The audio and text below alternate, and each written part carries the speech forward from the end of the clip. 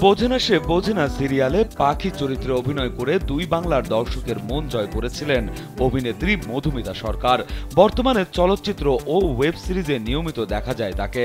তুমি গিটার বাজাও, চলো আমাকে আজকে তুমি গিটার বাজানো শেখাবে। মধুমিতা এবং সৌরভ চক্রবর্তী সবিনয় নিবেদন সিরিয়ালের মাধ্যমে জনপ্রিয়তা লাভ করেন।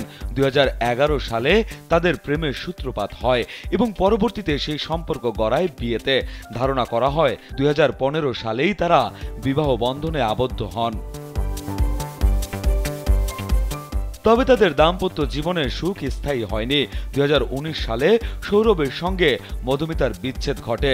বিচ্ছেদের পরও মধুমিতাকে প্রায় সিঁথিতে সিঁদুর পড়তে দেখা যায়, যা নিয়ে নেটিজেনদের মাঝে প্রশ্নের ঝড় ওঠে।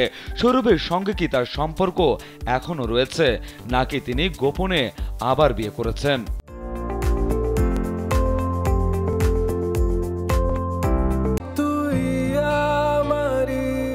এ বিষয়ে মধুমিতা স্পষ্ট করে বলেন, আমি সৌরভ চক্রবর্তীর নামে সিঁদুর পরি না।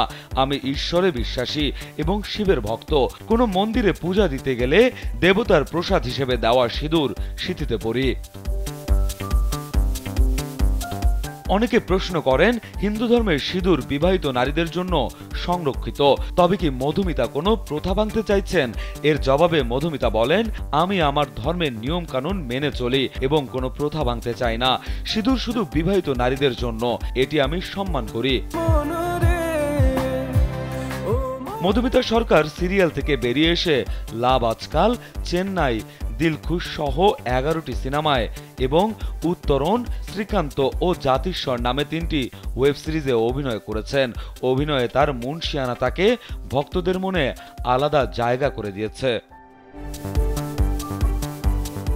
রাজু আহমেদ, কালবেলা।